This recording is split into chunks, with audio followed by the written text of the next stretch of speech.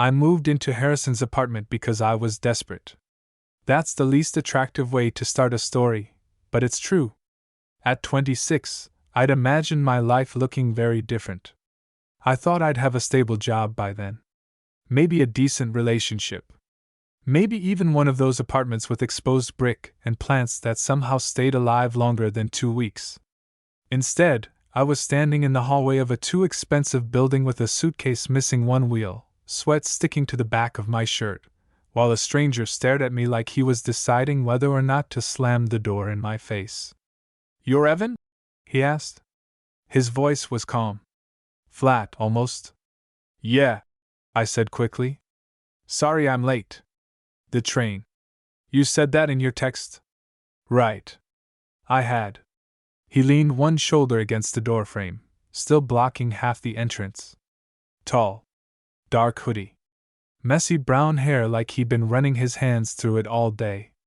He wasn't intimidating exactly, but there was something about him that made me straighten my posture automatically. Like he noticed everything. "I'm Harrison," he said. I nodded awkwardly. "Thanks again for meeting me." He stepped aside just enough for me to enter. "Take your shoes off." The apartment was nicer than anything I could realistically afford on my own. Clean lines. Dark wood floors. Minimalist in the kind of way that only worked if you naturally had your life together. Which Harrison clearly did. No dishes in the sink. No random clutter. No weird roommate smell. It didn't even feel lived in. "You can leave your bag there," he said. I did. He watched me quietly while I looked around, and I got the uncomfortable feeling that I was already being evaluated. Not flirted with. Not welcomed. Evaluated. "The room's down the hall," he said. The bedroom itself was small but decent. Big enough for a bed and desk. Window overlooking the street. Closet doors slightly crooked. "It's great," I said immediately, because honestly, compared to the disaster listings I'd seen all week, it was. Harrison nodded once. Then he handed me a printed sheet of paper. I blinked. Apartment rules," he said. Of course there were apartment rules. I glanced down. Keep kitchen clean. No loud music after 10. No smoking. No parties. Normal enough. Then I reached the last line. No guests allowed. I looked back up. "Seriously?" "Yes." I laughed a little because I thought he was joking. He wasn't. "You mean like overnight guests?" "I mean guests. That's kind of intense. It keeps things simple." His expression never changed. Not angry. Not defensive. Just matter of fact, like he'd already had this argument before and was tired of repeating it. I shifted awkwardly.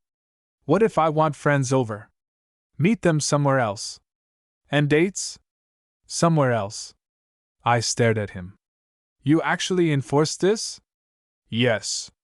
Something about the way he answered made it obvious there wasn't room for negotiation. I should have left right then. Any normal person probably would have. But normal people weren't 3 days away from having nowhere to live. So instead I said, "Okay." His eyes flicked toward me like he hadn't expected that answer. "Okay?" he repeated. "I need the room," I admitted. For the first time since I arrived, something in his face softened slightly. Not warmth exactly. More like recognition. "Rent's due on the 1st, he said. "Utilities included. Don't touch the thermostat." I smiled despite myself. "You seem fun." "That's not part of the lease." And somehow, against all logic, that almost made me laugh. The first week living with Harrison felt like moving in with a very attractive ghost. He was barely home during the day, and when he was, he moved through the apartment so quietly I'd randomly look up from my laptop and nearly have a heart attack finding him already standing in the kitchen. The man made absolutely no sound. At first I figured he just didn't like me. Which was fair. We were strangers. And I had shown up dragging a broken suitcase and financial instability behind me like a toxic cloud. Still I tried. "Morning," I said one Tuesday when he walked into the kitchen while I was making coffee. He opened the fridge. Not exactly conversational. I tried again the next day. You work nearby? Yes. Cool.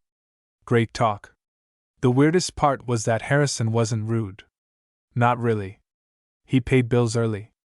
Cleaned up after himself immediately. Once, when my laptop charger broke, I came home to find a new one sitting outside my room with no explanation except a sticky note that said, "You said you needed it?" No smiley face. No signature. Just that. Another time, I mentioned offhand that the grocery store near us overcharged for basics, and the next evening he texted me the address of a cheaper place 3 blocks away. Helpful. Observant. Emotionally unavailable as a concrete wall. It became impossible not to notice him anyway. Harrison had this frustrating habit of looking effortlessly put together without seeming aware of it.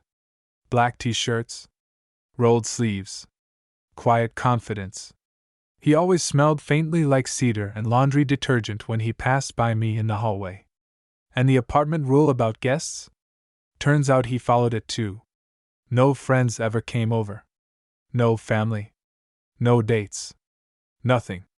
Sometimes I'd hear him talking quietly on the phone in his room late at night, voice low and calm, but that was it. The apartment stayed silent and controlled like a hotel lobby. One Friday night, I came home around midnight after drinks with coworkers and found Harrison sitting alone on the couch reading. Reading. At midnight. On a Friday. "You know," I said while dropping my keys into the bowl by the door, "you're genuinely mysterious." He didn't look up from his book. "That usually means someone thinks you're weird." "I think you're weird professionally." That got the tiniest reaction. The corner of his mouth moved. Barely. I pointed at him immediately. "There. That. You almost smiled." "I didn't." "You did. I saw it. You were drinking."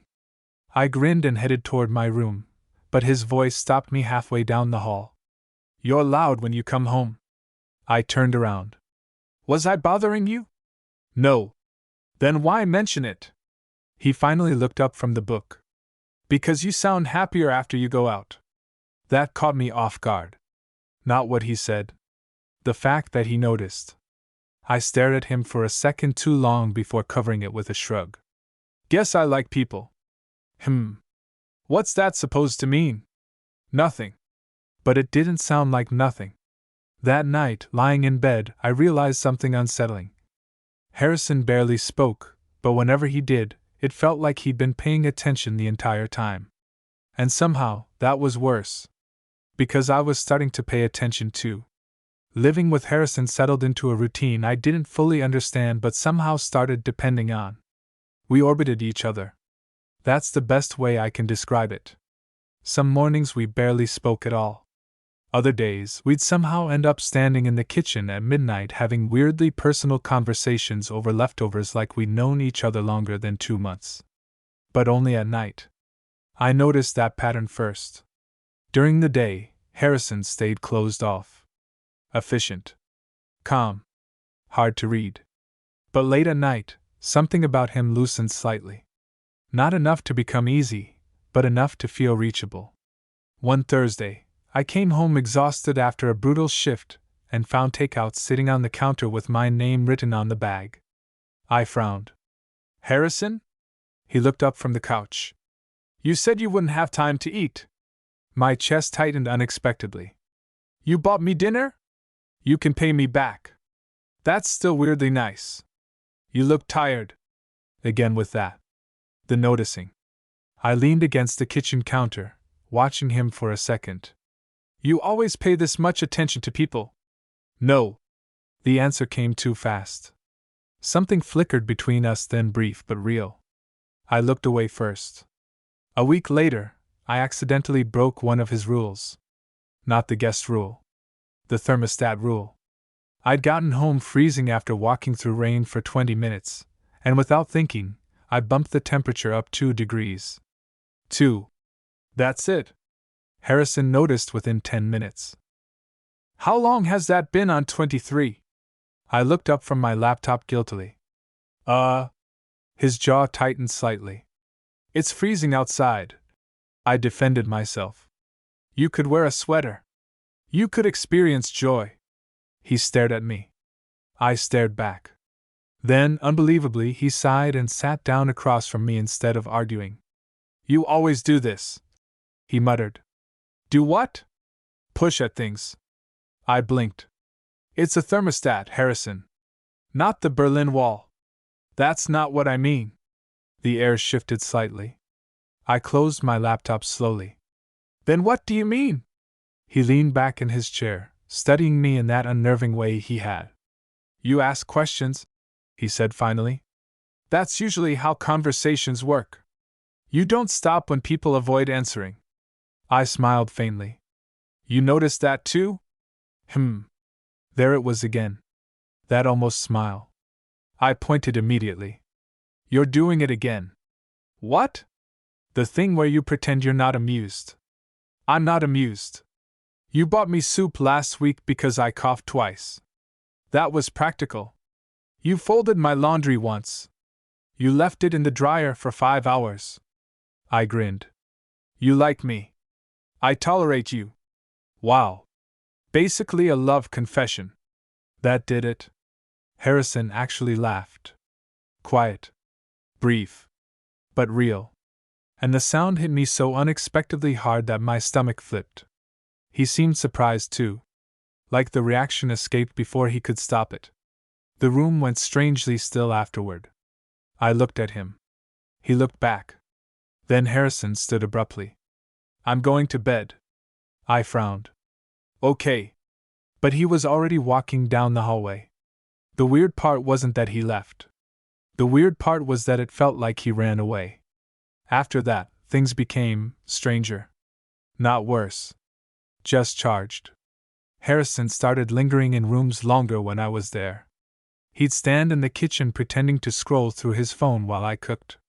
Sit on the opposite end of the couch while we watched TV without speaking much. Closer than before. But also more careful. Like he was suddenly aware of the space between us. One night, I caught him looking at me. Not casually. Not accidentally. Really looking. We were both in the living room, me half asleep under a blanket while some terrible reality show played in the background. I glanced up and found his eyes already on me. He looked away immediately. What? I asked. Nothing. You were staring at me. No, I wasn't. You absolutely were. His jaw tightened slightly. You talk in your sleep. I blinked. What? That's why I was looking at you. That feels made up. It isn't. What do I say? He hesitated. Then, mostly nonsense. Wow. Helpful. A pause. Then quieter, he added. You sound sad sometimes. That landed directly in my chest. I stared at him, suddenly wide awake. You can hear me from your room? The walls are thin. Oh my God! You're loud, he reminded me calmly. I groaned and buried my face in the blanket. I'm moving out immediately. You can't afford to. My muffled laugh surprised both of us. The apartment felt quiet again after that, softer this time. Comfortable. Dangerously comfortable. And somewhere in the middle of that silence, I realized something I absolutely should not have realized about the man who banned guests from his apartment. Harrison wasn't cold. He was careful. Like someone who spent every second trying not to let people get too close. Which raised a much more dangerous question. Why did it suddenly feel like he was letting me? The first time Harrison touched me, it was so minor I almost convinced myself I imagined it. I was standing on a chair in the kitchen trying to reach one of the top shelves because apparently my roommate believed all plates belonged near the ceiling for some reason. This is insane, I muttered, stretching higher. Are you secretly 8 feet tall? You're just short. I'm average height. You're dangling. I glanced down at him. You could help instead of emotionally attacking me. I am helping. You're watching me struggle. I reached again, lost my balance slightly, and the chair wobbled hard beneath me. Before I could react, Harrison's hand closed around my waist instinctively. Firm. Steady. The entire world stopped moving. Not dramatically. Not loudly. Just stopped. His other hand caught the chair before it tipped while I froze above him, one stupid plate still in my hand. For one suspended second, either of us moved. I became hyper-aware of everything at once. His grip against my side. His breath near my shoulder. The fact that I could feel his fingers through my shirt. "You okay?" he asked quietly. His voice sounded different. Lower. I swallowed. Yeah. But he didn't let go immediately. And somehow that felt intentional. When he finally stepped back, the kitchen suddenly felt too small. I climbed down carefully, avoiding his eyes. Thanks. Your apartment almost killed me. You were climbing cabinets. Victim blaming. That almost smile appeared again. Then Harrison took the plate from my hand and placed it calmly on the counter like either of us had just short-circuited. I escaped to my room immediately afterward. Which was mature. Very normal behavior. The problem was that after that moment, my brain became unbearable. Everything Harrison did suddenly felt loaded. Every glance lasted too long. Every quiet conversation felt intimate. Every accidental brush in the hallway sent my nervous system into chaos. And the worst part? I was starting to think he noticed too. A few nights later, I came home earlier than usual and found Harrison asleep on the couch. That alone felt strange. He was always controlled. Intentional. Put together. But now he was stretched across the couch in gray sweatpants and a black t-shirt, one arm hanging loosely off the edge like he'd fallen asleep by accident. The TV played quietly in the background. I stood there longer than I should have. Because asleep, Harrison looked younger somehow. Softer. Less guarded. Less lonely. The thought hit me unexpectedly hard. Before I could stop myself, I grabbed the folded blanket draped over the armchair and laid it carefully over him. The movement must have woken him slightly because his eyes opened halfway. For one sleepy second, he just looked at me. Not guarded.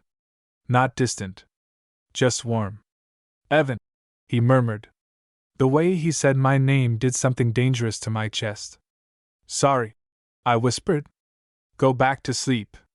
But instead of closing his eyes again, Harrison caught my wrist lightly. Not pulling. Just stopping me. "You're home early. I thought you were asleep." I was. His hand was still around my wrist. Neither of us acknowledged it. "You should sleep in your room," I said softly. A pause. Then, "You should stop looking at me like that." Every muscle in my body locked. "Like what?" He let go of my wrist slowly. "Like you're trying to figure me out."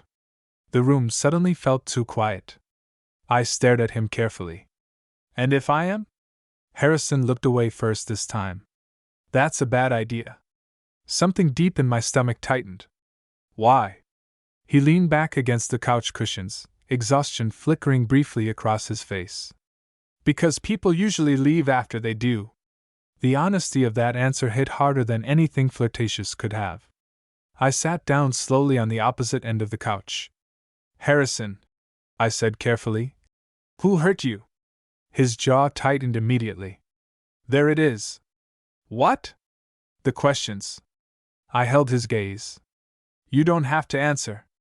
"I know." But neither of us moved. The TV kept playing unnoticed in the background while the silence between us changed shape again, heavier now, but not uncomfortable. More honest. Finally, Harrison exhaled quietly. "My last roommate," he said slowly, "liked having people over." I waited. At first it was fine.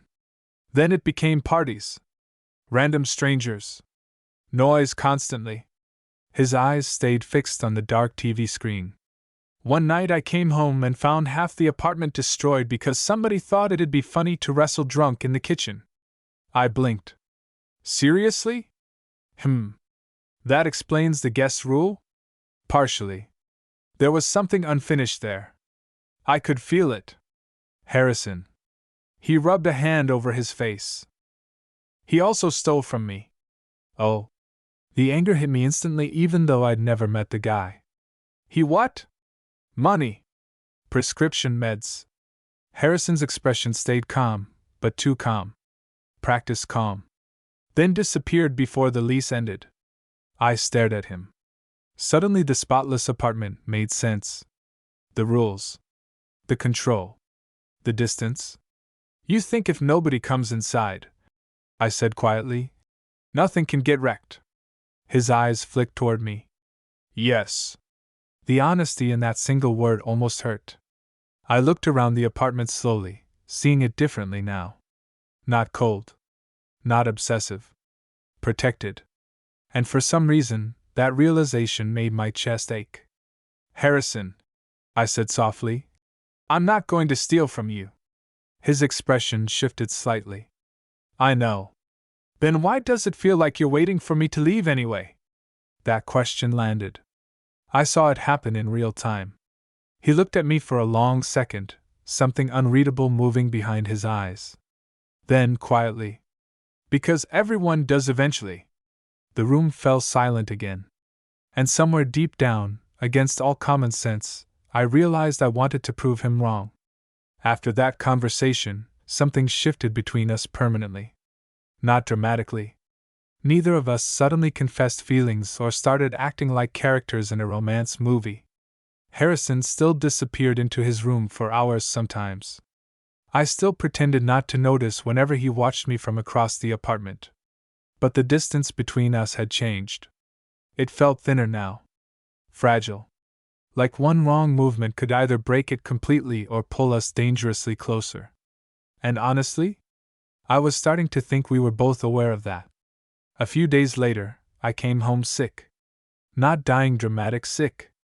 Just exhausted, feverish, miserable enough to hate everyone. I barely made it through the front door before dropping my bag and heading straight for my room. At some point during my fever nap, I vaguely heard my bedroom door open. I assumed I imagined it. Until I woke up later to find a glass of water, medicine, and soup sitting on my desk. Still warm. I stared at it for a long moment before dragging myself into the hallway. Harrison? He looked up from the kitchen immediately. You should be asleep. You made soup? You sounded terrible.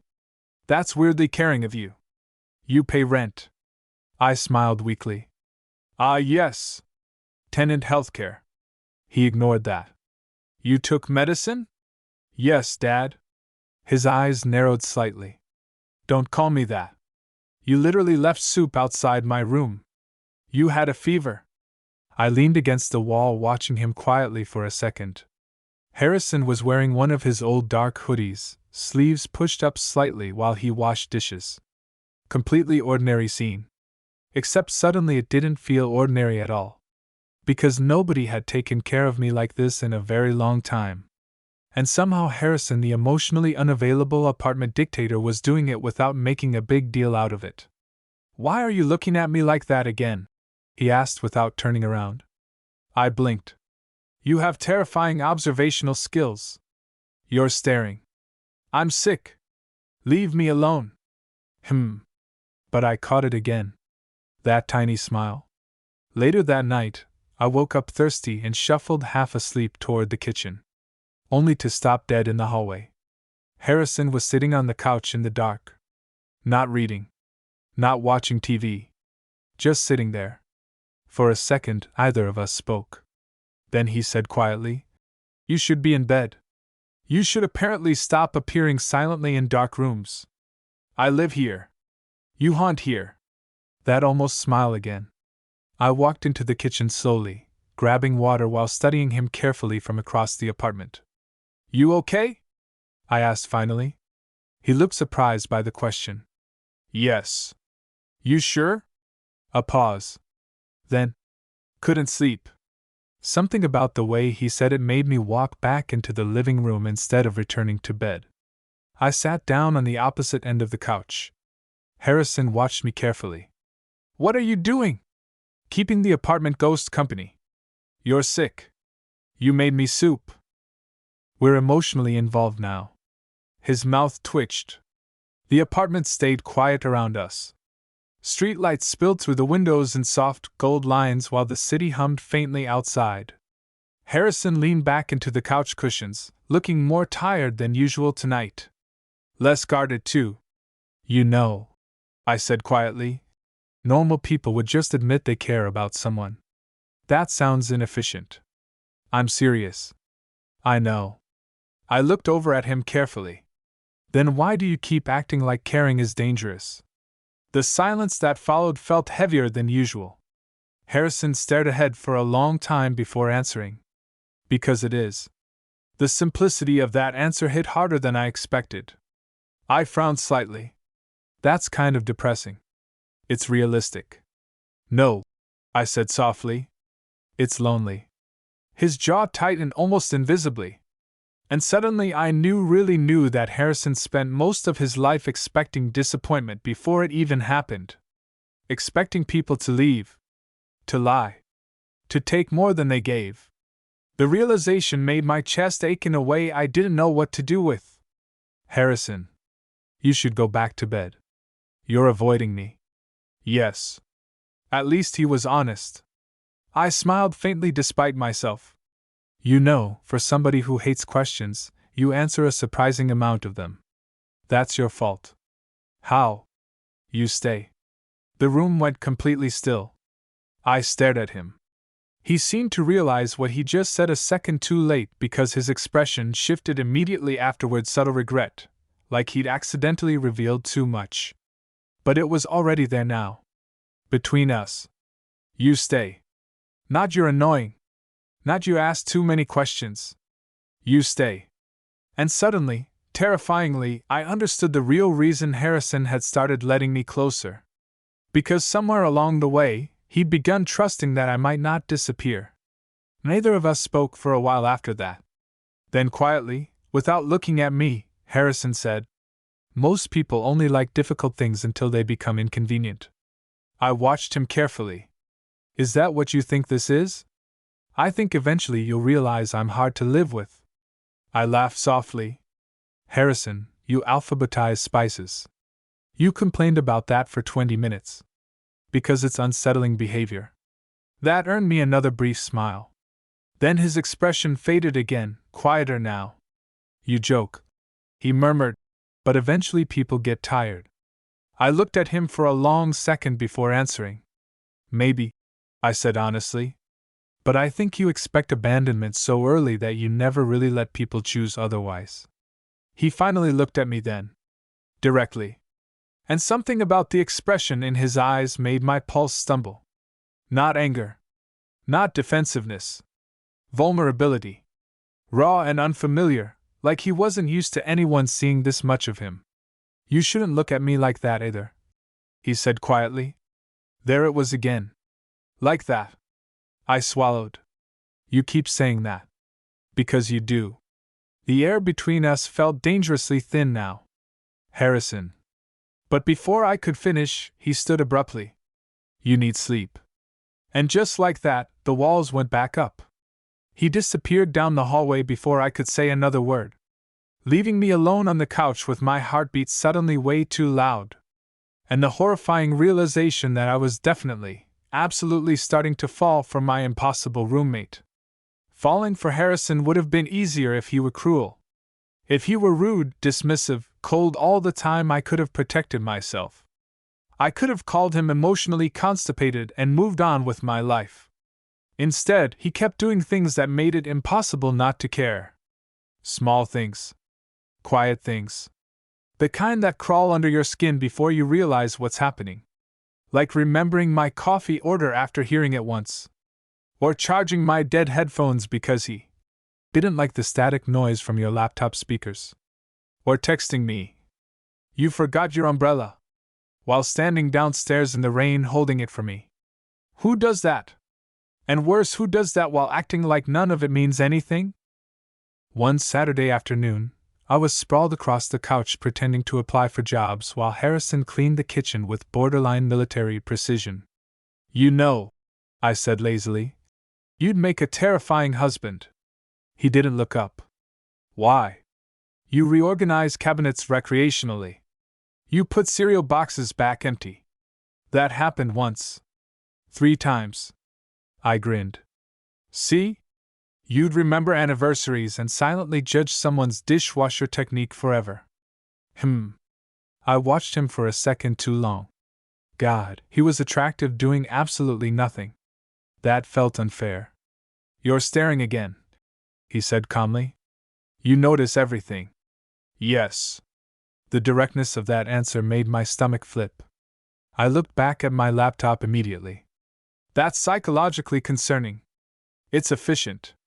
Do you ever relax? No. I actually believe you. Silence settled again, familiar now. Comfortable. Dangerously comfortable. Then Harrison said quietly, You've stopped going out as much. I looked up. What? You used to stay out late more often. Oh. The observation caught me off guard because he was right. I had stopped. Not intentionally. It just happened. Most nights now, I preferred being home. Preferred him. I've been tired, I lied. Harrison dried his hands slowly with a dish towel, eyes briefly flicking toward me. You're lying. That's invasive. You twitch when you lie. I stared at him. How long have you known that? A while. That should not have affected me as much as it did. The apartment suddenly felt warmer. Harrison, I said carefully, why do you pay this much attention to me? His expression shifted almost imperceptibly. Then he looked away first. And that answer was louder than anything verbal. My pulse started pounding immediately.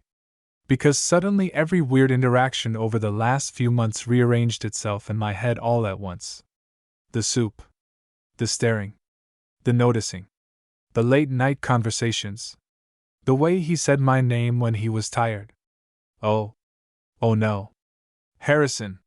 He set the dish towel down too carefully. What? I stood slowly from the couch before I could talk myself out of it. The space between us wasn't large. 3 steps, maybe? But it felt enormous suddenly. You keep acting like this thing between us doesn't exist, I said quietly. His jaw tightened instantly. Evan. No, seriously. My heartbeat was out of control now. You look at me like. Don't. The interruption came fast. Sharp. I stopped. Not because I wanted to. Because his voice sounded almost strained. Harrison finally looked at me fully then, and the expression in his eyes made my chest tighten painfully. You don't understand what you're asking for, he said quietly. I'm not asking for anything. That's exactly the problem. The room fell silent. I stared at him, trying to understand what that meant. Then slowly, carefully. Are you trying not to like me? That landed. I saw it happen in real time. His entire expression shifted like something inside him gave way for half a second before he locked it back down again. Too late. I'd seen it. Harrison exhaled slowly through his nose and leaned one hand against the kitchen counter like he suddenly needed the support. Yes, he admitted quietly.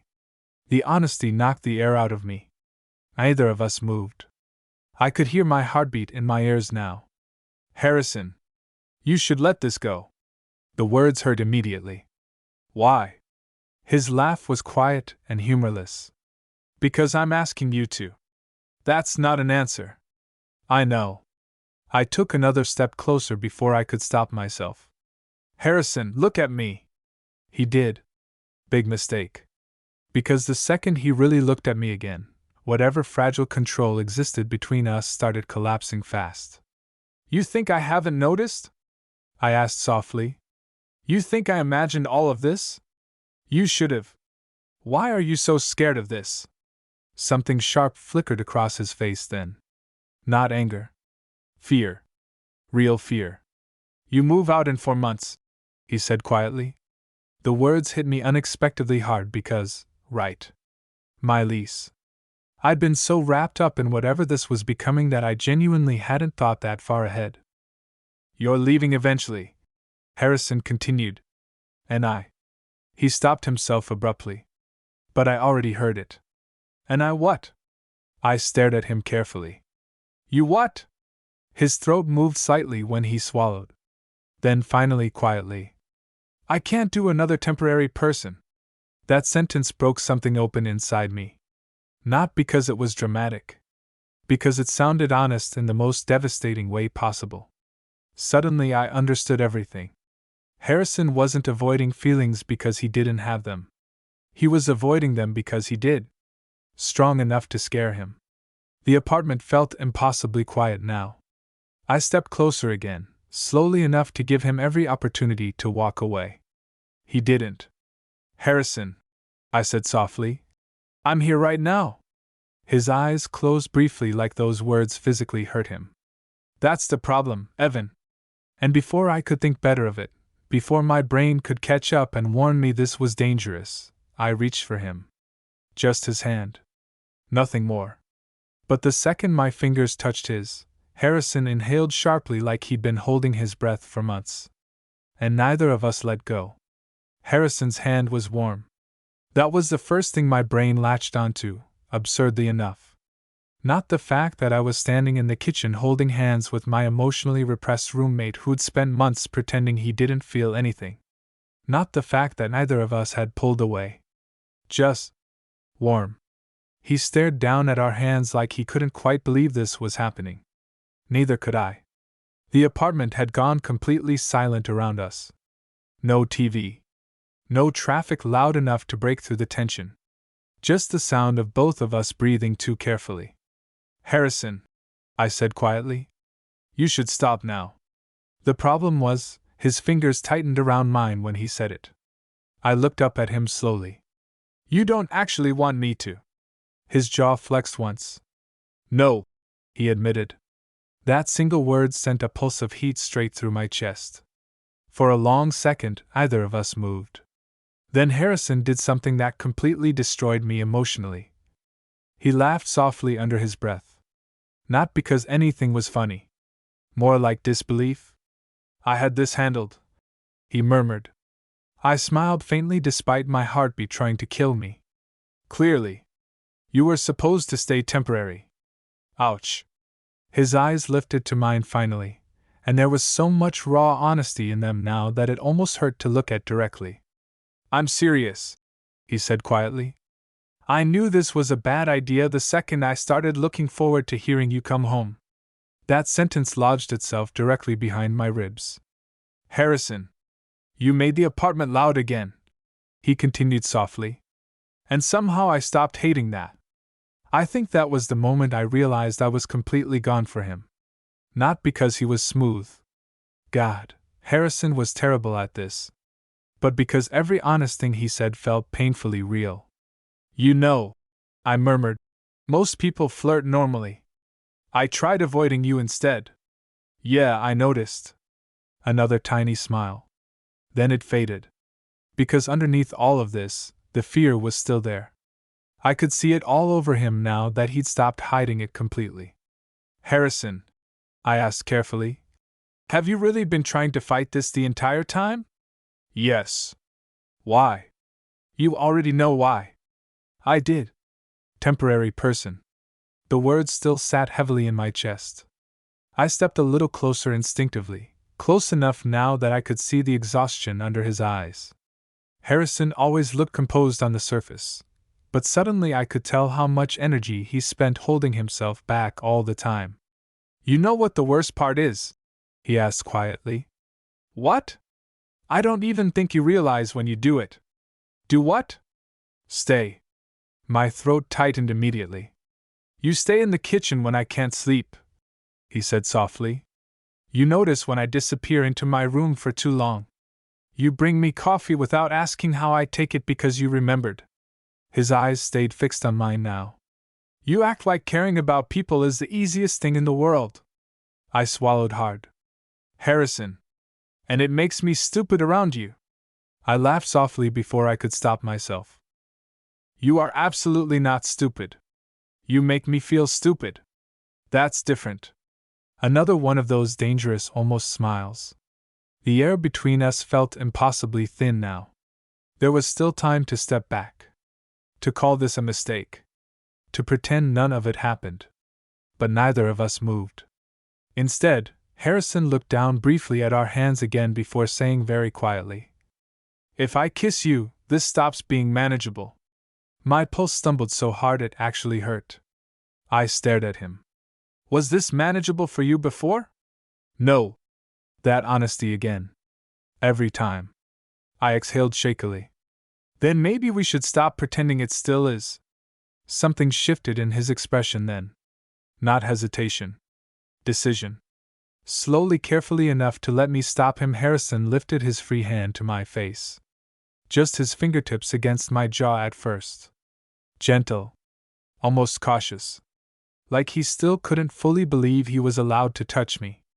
The contact sent warmth rushing straight through me. "You're shaking," he murmured. "So are you." That actually surprised him slightly. I could see it. Like Harrison genuinely thought he'd hidden this better than he had. "I'm usually better at self-control," he admitted quietly. "Honestly? That's kind of obvious." A breath of laughter escaped him again, softer this time. Then silence returned. Heavy. Close. And finally, after months of circling each other carefully through this apartment like two people afraid of wanting the same thing too much, Harrison kissed me. Slowly. Not rushed. Not uncertain either. Just careful in a way that made my chest ache immediately. Like he was trying not to break something. The second I kissed him back, his hand slid fully against my face and I felt the smallest crack in his control, the quiet inhale, the way his shoulders loosened slightly like some part of him had been braced for rejection this entire time. When we pulled apart, either of us went very far. Forehead almost touching. Breathing uneven. And Harrison said the most Harrison thing imaginable. "This is a terrible idea." I laughed softly, still too close to him. "Yeah? Yes. You seem really upset about it." For the first time since I'd met him, Harrison smiled fully. Small. Tired. Completely real. And honestly, that was the moment that scared me the most. Kissing Harrison should have made things less confusing. Instead, it made everything feel terrifyingly real. Because after months of tension and almost conversations and carefully controlled distance, there was suddenly no space left to hide inside. We stood in the kitchen staring at each other like either of us knew what happened next. Which, to be fair, we didn't. Harrison still had one hand against my face. His thumb brushed lightly along my jaw once before he seemed to realize he was doing it, and immediately pulled back. Like affection itself startled him. I smiled before I could stop myself. "You really do panic after every emotionally significant moment, huh?" "I'm adapting." Poorly. But he still looked at me in that same impossible way. Open now. Completely open. And that was somehow more overwhelming than the kiss itself. I leaned back against the kitchen counter slowly, trying to steady my heartbeat. "So what now?" Harrison exhaled quietly. "I don't know." The honesty of that answer relaxed me immediately. Because anything fake would have ruined this. And Harrison was physically incapable of pretending. "You know what's funny?" I said softly. "What?" "I thought you hated me when I moved in." That earned me a tired, almost laugh. "You talked constantly." "I still do." "Yes. But now you like it." His eyes flicked toward me again. Dangerous mistake. Because every time he looked at me directly now, it felt charged in a completely different way.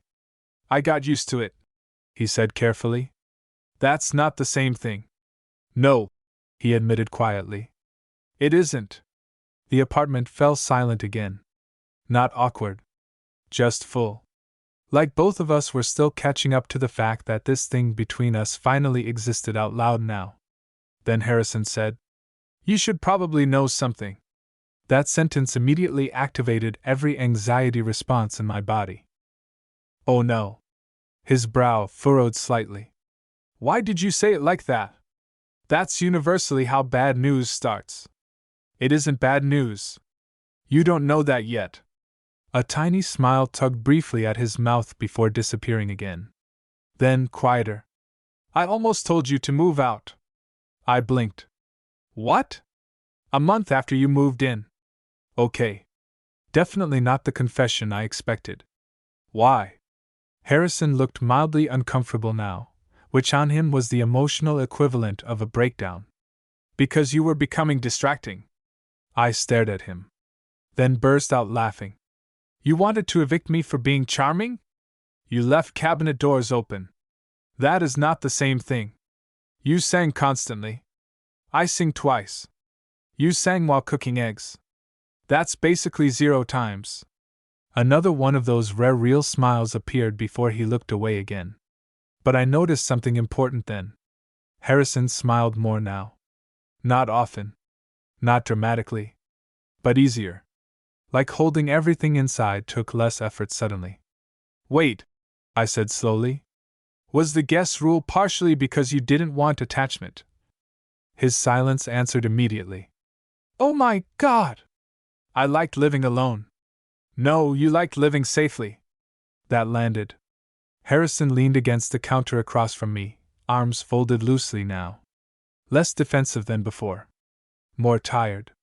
Those aren't very different things. I watched him carefully for a second before asking the question that had been sitting in my chest for weeks now. When's the last time someone stayed? His expression shifted instantly. There it was again, that vulnerable look he never seemed prepared for when it happened. A while, he admitted quietly. Because they left?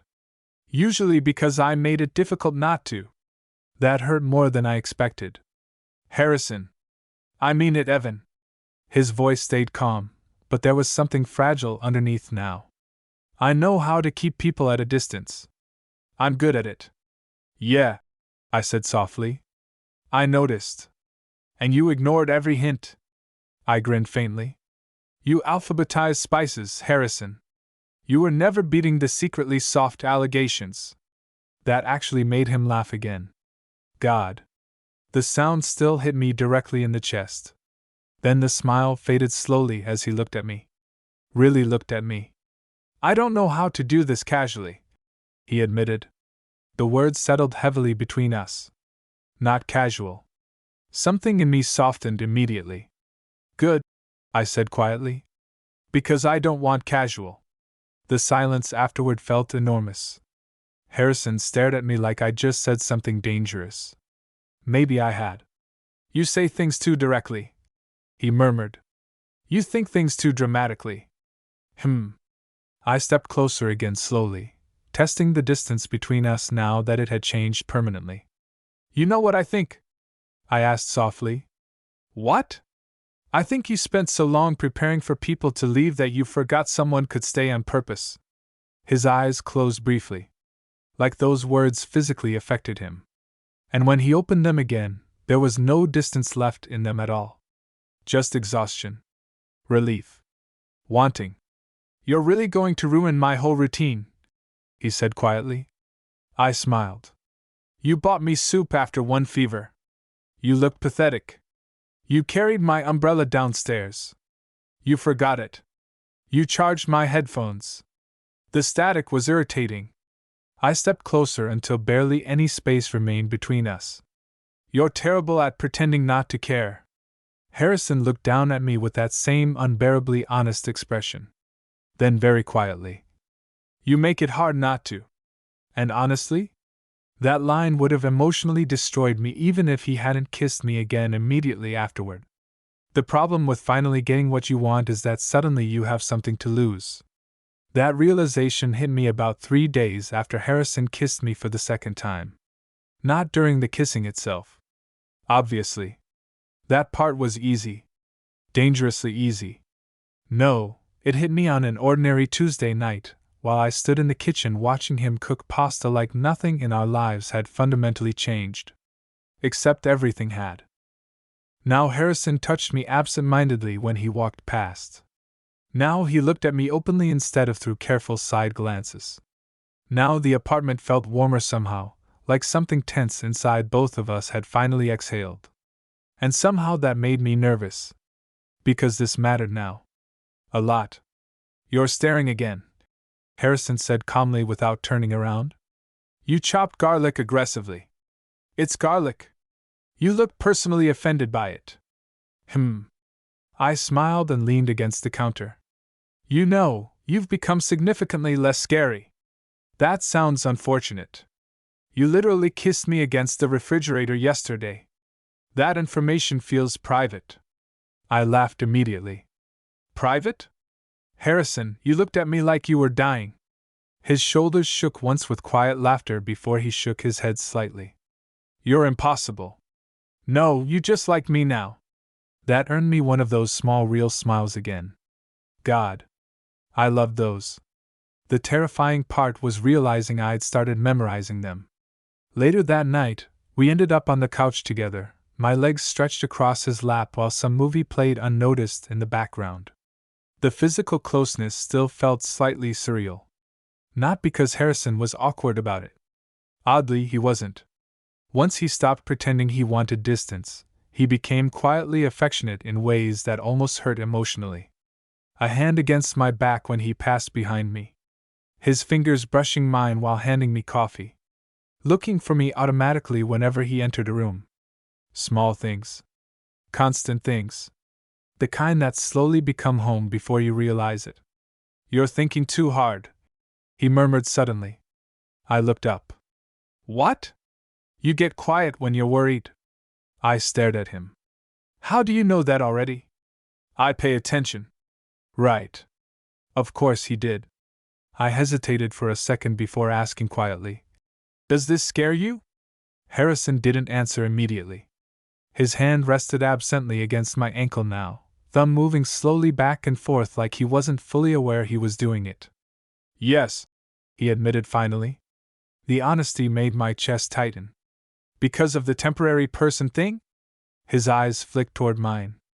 Partly. And the other part? A pause. Then quietly. Because I think I could get used to this too easily. Something warm and painful spread through me at the same time. I shifted upright slightly, studying him carefully. Harrison, you've rearranged my entire life without trying, he said softly, almost like he was confessing something against his will. I used to like silence. You still like silence. Not this much. That hit harder than it should have. The apartment felt quiet around us again. Comfortable quiet. Full quiet. Then Harrison said the one thing I think either of us had been ready for. My lease renews in 2 months. I blinked. Oh. There it was. Reality. Because suddenly this wasn't just stolen moments in a shared apartment anymore.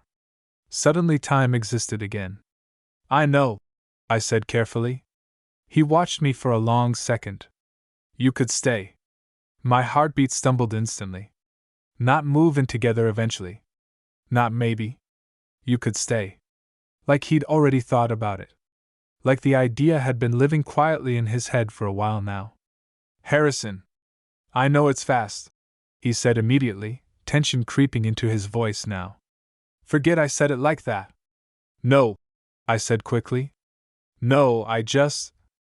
Emotion caught in my throat unexpectedly.